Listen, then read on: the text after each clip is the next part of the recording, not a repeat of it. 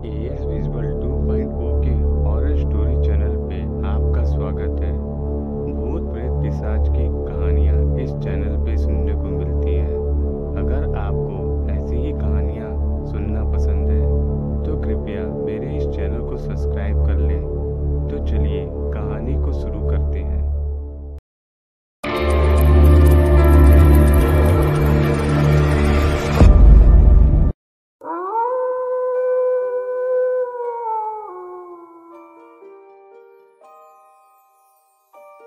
भानु प्रताप ने देखा जिसका हाथ पकड़ के वो भाग रहा है वो और कोई नहीं, वो भी भानु प्रताप सिंह ही, यानी वो खुद का ही हाथ पकड़कर भाग रहा है।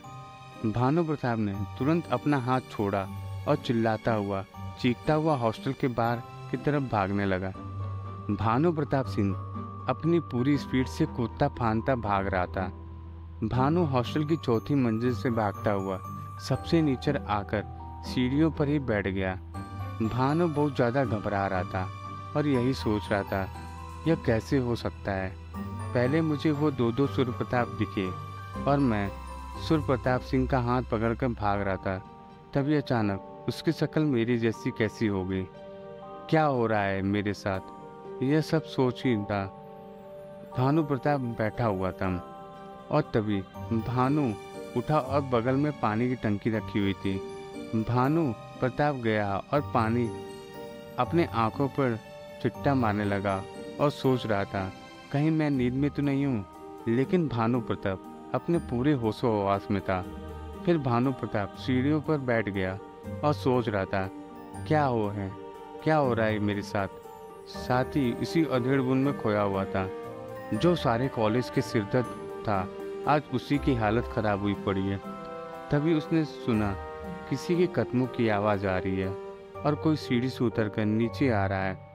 भानु सोच रहा था कौन होगा। तभी किसी ने आवाज़ मारी, सर आप यहाँ बैठे हो, मैं पूरे हॉस्टल में आपको ढूंढ रहा था। ये आवाज़ सुनकर भानु प्रताप समझ चुका था कि कौन है और डर से भी उसने पीछे देखा तो पाया कि पीछे सूर्य प्रताप सिंह ही खड़ा हुआ है। लेकिन भानु प्रताप सिंह पूरी जान से चिल्लाता चीखता हुआ बोला, क्या हुआ, तुम क्यों मेरा पीछा कर रहे हो? तुम अभी भाग जाओ यहाँ से, नहीं तो अच्छा नहीं होगा। इसके बाद भानु दांत पिसते हुए बोला, भाग यहाँ से जल्दी। भानु की बात सुनकर सूर्य प्रताप ने थोड़ा मुस्कुराते हुए कहा, अरे सर, ठाकुर खानदान के होने के बावजूद इतना डरते हो? कहाँ गई तुम्हारी ठकुराई? बातें तो बहुत बहादुरी वाली की करते थे, डर के मारे कमरे से भागकर यहाँ नीचे सीढ़ियों पर बैठ गए हो। मुझे भी अपने साथ कमरे से भगा कर ले आ रहे थे, अचानक मेरा हाथ छोड़कर काहे नीचे भाग लिए? मैं पूरे हॉस्टल में तुमको ढूंढ रहा था, क्या हो गया सर? इतना कहकर सूर्य प्रताप ने और भानु उसको बस एकटक देखे जा रहा था। लेकिन सूर्य प्रताप ने अब की बार भानु का हाथ पकड़ा और कहा, चलो सर, कमरे में जाकर सो जाओ, तभी चैन आएगा आपको शायद। पर कमरे में जो देखा उसके बाद तो भानु की हिम्मत ही नहीं हो रही थी वहाँ जाने की। और तभी आते वक्त गैलरी में भी जो भी कुछ हुआ उसे भी भानु अपना वहम तो मानने को तैयार नहीं था। इसलिए भानु ने कहा, तुमको जहाँ जाना है चले जाओ, लेकिन मैं कहीं नहीं जाऊँगा। इतना कही था कि भानु की फ़ोन की घंटी बजने लगी। भानु ने तुरंत जेब से फ़ोन निकालकर रिसीव करा तो उधर से आवाज़ आने लगी। भानु की तब सुन के होश ही उड़ गई। उधर से फ़ोन पर कोई कह रहा था, अरे सर कहाँ हो आप? हम कब से इंतज़ार कर रहे हैं आपका, आपके कमरे में। कहाँ चले गए भानु? भानु बहुत ज़्यादा डर चुका था, लेकिन फिर भी डरते डरते उसके मुंह से आवाज़ निकली। उसने कहा, कौन हो तुम? दूसरी तरफ से तुरंत आवाज़ आई, अरे सर इतनी जल्दी भूल गए, हम आपके दोस्त वही बाराबंकी ज़िले वाले, अरे आपकी बिरादरी के हैं। तो हम भूल गए क्या, सूर्य प्रताप सिंह? अब भानु के पसीने छूटने लगे क्योंकि यह कैसे हो सकता है। एक सूर्य प्रताप सिंह फोन पर बात कर रहा था और एक सूर्य प्रताप सिंह ठीक मेरे सामने खड़ा था। भानु प्रताप डरता हुआ उठा और थोड़ा आगे की तरफ गया, लेकिन भानु मरता क्या न करता, बिना रुके बिना पीछे देखे हॉस्टल से बाहर निकलकर भागने लगा। भानु और सीधा सड़क पे आ गया और यही सोच रहा था कि अब किधर जाऊं। इसलिए वह आते जाते गाड़ियों को हाथ दे रहा था और यह सोच रहा था कोई लिफ्ट दे दे, कहीं पर भी जाऊं, लेकिन अभी तो बच जाऊं। यह सोच रहा था कि भानु, लेकिन उसे अंधेरी रात में सड़क पर इक्की दुक्की गाड़ियां तो चल रही थी, पर कोई रुक नहीं रहा था। तभी ऐसा लगा कि भानु को किसी ने पीछे से पकड़ लिया और कहा, सर इतनी भी जल्दी क्या है, हम हैं ना आपके साथ, हम चलेंगे आपको लेके।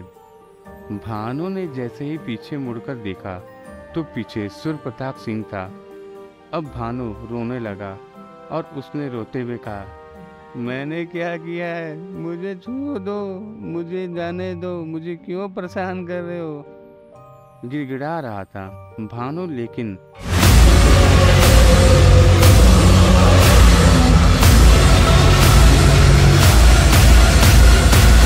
हमारी बिरादरी के हैं, हमारे दोस्त भी बन चुके हैं।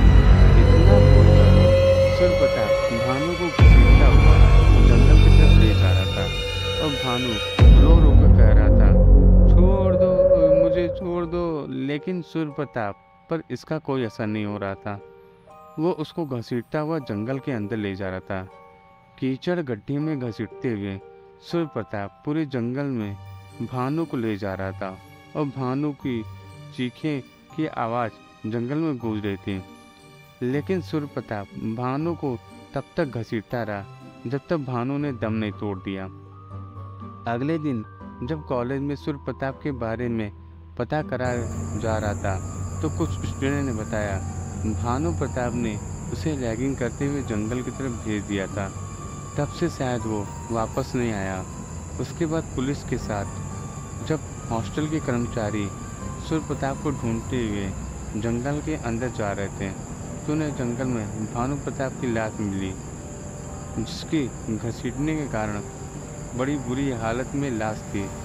और थोड़ी और आगे गए तो कटहर के पेड़ पर सूर्य प्रताप की लाश लटकी पड़ी हुई थी और वहाँ एक बोरी, 4 कटहर और एक पाटल और एक ताज भी पड़ी हुई थी। दोनों की बॉडी जब हॉस्पिटल ले गई तो वहाँ पता चला सूर्य प्रताप सिंह की मौत एक जहरीले सांप के काटने से हुई थी और भानु प्रताप को घसीटते घसीटते मारा गया।